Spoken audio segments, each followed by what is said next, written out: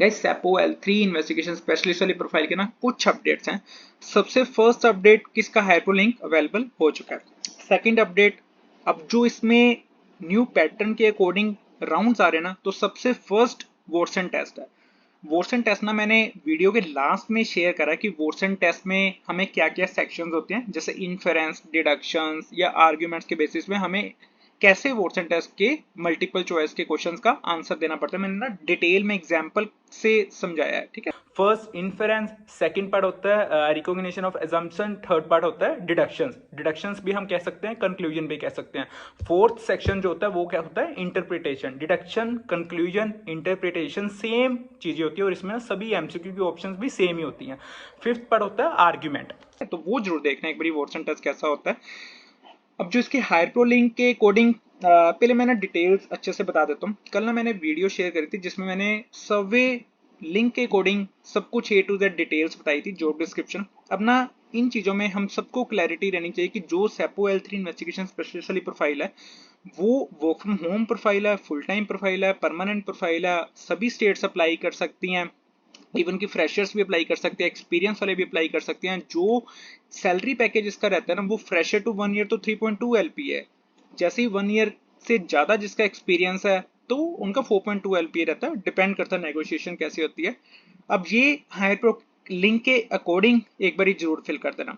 सर्वे form तो fill कर ही दिया होगा सबने, बट इसका ना हायर प्रो लिंक भी उतना ही इंपॉर्टेंट है जितना सर्वे फॉर्म लिंक है। हायर प्रो लिंक के रजिस्ट्रेशन के बारे में बताने की आई थिंक मेरे को जरूरत नहीं है। इसकी रजिस्ट्रेशन हमने बहुत बड़ी चैनल पे डिस्कस करी हुई है, ठीक है। सबसे पहले personal details, educational details, then address details, experience details, उसके बाद अमेजोन के कुछ जनरल क्वेश्चंस, उसके बाद पैन कार्ड, अपना CV अटैच कर सकते हो। उसके बाद हमारे को असेसमेंट लिंक आते हैं। तो ये था हाइप्रो लिंक के अकॉर्डिंग। अब इसके बाद ना मैं सर्वे फॉर्म का सेम वो वीडियो इसमें भी अटैच कर रहा हूँ ताकि हम सर्वे फॉर्म लिंक भी फिल कर सकें।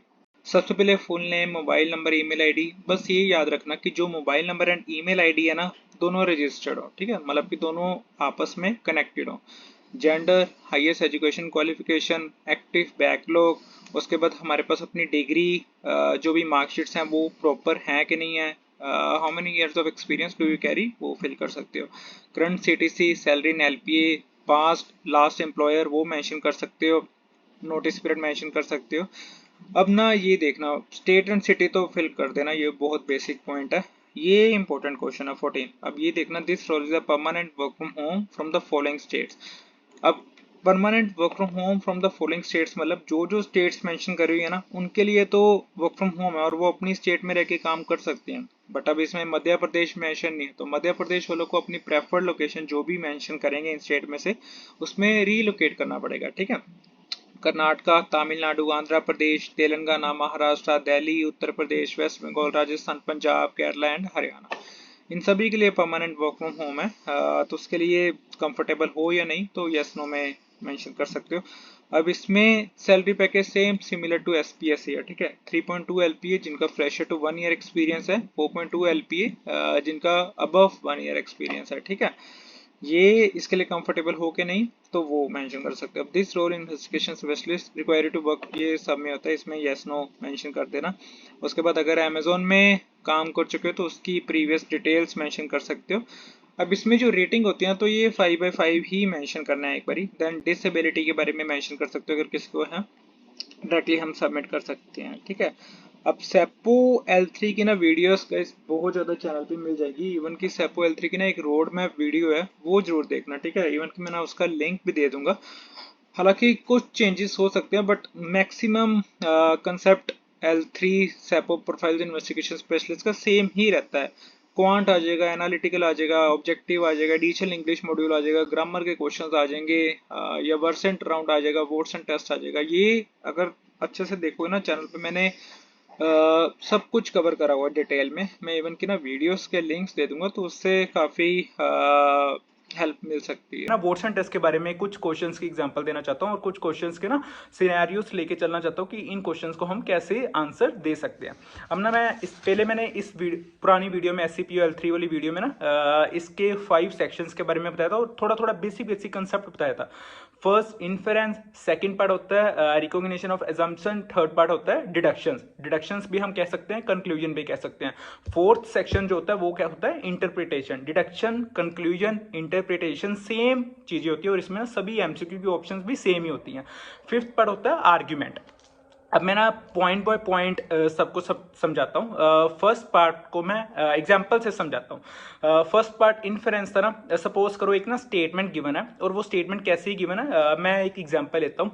सपोज करो एक ना फ्रेंच का फर्स्ट न्यूज़पेपर पब्लिश करा था किसी ने, ठीक है। उसका एडिटर ना कोई XYZ पर्सन था और जो एडिटर था ना जिसने वो न्यूज़ भी पब्लिश करी थी, इवन की वो न्यूज़ एडिट भी करी थी अपने न्यूज़पेपर में, वो ना किसी XYZ पर्सन ने वो न्यूज़पेपर को ना बैन कर दिया, ठीक है। अब उसका ना रीजन कुछ भी क्लियर कट मेंशन नहीं दिया गया स्टेटमेंट में, ठीक है। वो XYZ पर्सन ने ना उस न्यूज़पेपर को बैन कर दिया, ठीक है। जिस XYZ पर्सन ने वो न्यूज़ एडिट करी थी ना, उसने ना बहुत लंबी फाइट करी अपने न्यूज़पेपर के लिए ताकि वो फ्री प्रेस, लाइक उसका मिशन था कि वो फ्री प्रेस होनी चाहिए, फ्रीली न्यूज़ पब्लिश होनी चाहिए। हालांकि आजकल तो हम देखते हैं कि पेड मीडिया है, तो उसका ना बिल्कुल ही अलग ऑपोजिट मिशन और विजन था कि फ्री प्रेस होनी चाहिए, ठीक है। इतना बेसिक कंसेप्ट समझ आया कि फ्री प्रेस होनी चाहिए। अब उसके ना फर्स्ट प्रपोज इन्फ्रेंस से मेरा मतलब है फर्स्ट क्वेश्चन, ठीक है। इसकी ना ऑप्शंस हैं probably true, probably false, true false, insufficient data. First question मेरे पास गिवन है कि जो वो एडिटर था वो हालांकि ना बहुत अपने ना न्यूज़पेपर में सारी न्यूज़ क्रिटिसाइज करता था उस बंदे को जिसने वो न्यूज़पेपर बैन करा, ठीक है। मतलब कि उस बंदे के अगेंस्ट ही वो न्यूज़ पब्लिश करता था। तो इसके ना ऑप्शंस गिवन थे, insufficient data, probably true, probably false, false true. अब मेरे को बताओ कि जो मैंने स्टेटमेंट दी उसमें कहीं कुछ मेंशन था कि वो XYZ पर्सन जिसने एडिट करी थी न्यूज़पेपर और वो XYZ बंदा जिसने बैन करा कि वो उसके अगेंस्ट ही सारी न्यूज़ पब्लिश करता था, ये कहीं भी स्टेटमेंट में हमारे को गिवन नहीं है। तो हम इसका आंसर कैसे देंगे, इनसफिशिएंट डाटा। अब मैं सेकंड परपोज इन्फ्रेंस लेके चलता हूँ। सेकंड परपोज इन्फ्रेंस से मेरा मतलब है सेकंड क्वेश्चन, ठीक है। अब सेकंड क्वेश्चन क्या है कि जो XYZ पर्सन था, ठीक है, तो वो लाइक उसकी ना डेथ हो गई थी 1980 में, ठीक है, क्योंकि उसका न्यूज़पेपर बैन कर दिया गया था, ठीक है। तो ये स्टेटमेंट है, तो ये प्रपोज इन्फ्रेंस है। अब इसके भी ऑप्शंस गिवन है, probably true, probably false, insufficient data, true false. अब मेरे को बताओ कोई स्टेटमेंट में कुछ ऐसा एज सच पॉइंट कुछ था कि उस बंदे की डेथ हो गई थी 1980 में? नहीं, हमको कहीं भी मेंशन नहीं करा गया। तो ये होते हैं प्रपोज इन्फ्रेंस के फर्स्ट सेक्शन के क्वेश्चन, ठीक है। मैंने फर्स्ट सेक्शन समझा दिया। अब मैं ना सेकंड सेक्शन लेके चलता हूँ, recognition of assumption. Recognition of assumptions के ना पहले मैं ना ऑप्शंस बताता हूँ कि इसके ऑप्शंस कैसे कैसे होते हैं। कोई स्टेटमेंट गिवन है, उसके प्रपोज एजम्पशंस गिवन है, उसके ऑप्शंस कैसे होती हैं, assumptions made, assumptions not made, ठीक है। तो बेसिक मैंने ऊपर से समझा दिया। अब मैं ना एक सिनेरियो लेके चलता हूँ। एक सिनेरियो है कि यूनिवर्सिटीज़ फ्यूचर में उतनी ज़्यादा कंस्ट्रक्ट होती रहेंगी कि जितने ज़्यादा स्टूडेंट्स हायर एजुकेशन के लिए जाते रहेंगे, ठीक है। तो ये मेरी स्टेटमेंट है। अब मेरे को इस बेसिस पे प्रपोज एजम्पशन क्या गिवन है, मेरे को प्रपोज एजम्पशन ये गिवन है, ठीक है। उसके ऑप्शन है assumptions made, assumptions not made, कि यूनिवर्सिटी का नंबर उतना ज़्यादा बढ़ता रहेगा कि जितने भी कैंडिडेट्स या जितने भी स्टूडेंट्स होंगे वो हायर एजुकेशन के लिए आगे जाते रहेंगे, ठीक है। ऑब्वियसली एजम्पशन मेड, क्योंकि यूनिवर्सिटी का नंबर तभी बढ़ेगा ना अगर फ्यूचर में कोई हायर एजुकेशन करने जाएगा, ठीक है। तो ये assumptions made and assumptions not made वाले क्वेश्चंस है। 2 से 3 क्वेश्चन सेम स्टेटमेंट के गिवन होंगे बट उनकी ना प्रपोज एजम्पशंस चेंज होती रहेंगी, ठीक है। स्टेटमेंट वही रहेंगी बट प्रपोज एजम्पशंस चेंज होती रहेंगी। Options assumptions made and assumptions not made ही होती रहेंगी, ठीक है। तो ये मैंने सेकंड पार्ट समझा दिया। अब ना मैं थर्ड एंड फोर्थ को ना कंबाइन करके लेके चल रहा हूं, जिनकी ऑप्शंस होती हैं conclusion follow, conclusion doesn't follow, ठीक है। तो ये ऑप्शंस मैंने समझा दिया। अगेन स्टेटमेंट गिवन है, प्रपोज डिडक्शन गिवन है, प्रपोज कंक्लूजन गिवन है, प्रपोज इंटरप्रिटेशन गिवन है, ठीक है। तो ये 2 कंसेप्ट में लेके चल रहा हूं जिनके क्वेश्चंस ऑलमोस्ट सेम ही होते हैं बट क्वेश्चन चेंज होता है, कंसेप्ट सेम होता है, ठीक है। अब इसका मैं कंसेप्ट कैसे समझाऊं, हाँ, सपोज करो मिस्टर ए कोई टीचर है, ठीक है, मैं ऐसे बेसिक ले रहा हूँ। मिस्टर ए कोई टीचर है, उसके ना क्लास के स्टूडेंट्स हैं, ठीक है। मिस्टर बी कोई टीचर है, उसके क्लास के स्टूडेंट्स हैं, दोनों ना कोई मैथ्स का सब्जेक्ट पढ़ा रहे हैं। और जो मिस्टर ए टीचर के स्टूडेंट थे ना क्लास में, उनके ना एवरेज बेसिस पे 10 मार्क्स हायर थे मिस्टर बी टीचर के स्टूडेंट्स के कंपैरिजन में, ठीक है। अब ना मेरे को स्टेटमेंट में ही गिवन है कि mister A and mister B का ना दोनों का पढ़ाने का स्टाइल ना थोड़ा सा यूनिक था, ठीक है। ये मेरे को गिवन है, ठीक है। इतनी सी मेरे को ना स्टेटमेंट गिवन है। अब मेरे को उसके बेसिस पे propose deduction, propose conclusion, propose interpretation क्या गिवन है वो मैं बताता हूँ।